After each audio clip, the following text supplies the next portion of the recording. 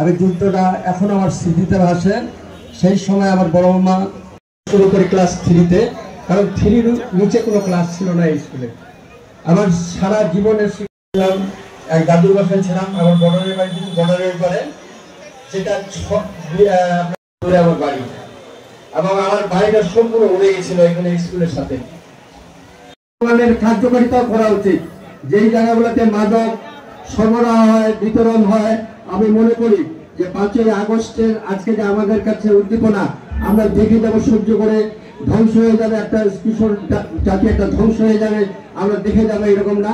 আমাদের মনে হয় যে আমাদের উদ্বোধনী অনুষ্ঠানের সম্মানিত সভাপতি, আমার বন্ধুবর, প্রেস ক্লাবের সাধারণ সম্পাদক এবং এই টুর্নামেন্টের সভাপতি জনাব গুনান নবী দুলাল উপস্থিত রয়েছেন।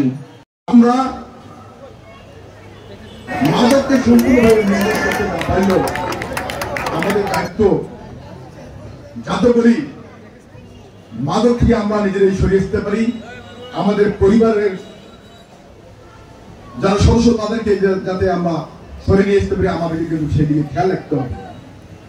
আল্লাহ না করুক যে কোনো পরিবারে একজন মাদক। আমাদের রেহাতুল ইসলাম খোকা এবং সুপু আহমেদকে এই কারণেই যে এটা 10ম বারের মতো হচ্ছে, নবমবার পর্যন্ত তারা সুস্থ এবং সুন্দরভাবে টুর্নামেন্ট সম্পন্ন করেছে। আর একজন ক্রীড়া সংগঠক হিসাবে মনে করি যে দিনাজপুরে কন্টিনিউ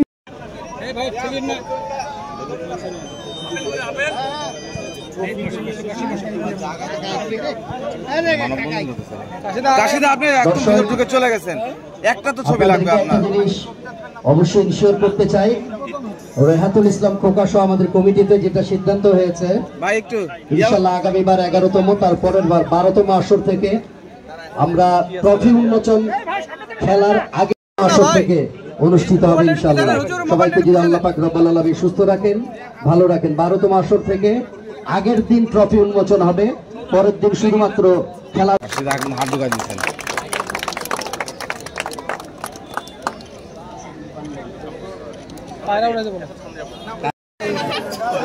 চলে যাচ্ছে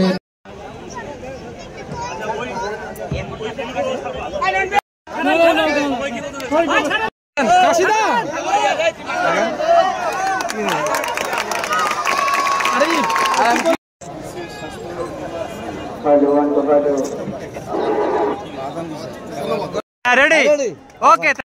লম্বা সুন্দর বিছানো খেলা খেলতে ওয়ান টাচ পাস হেভি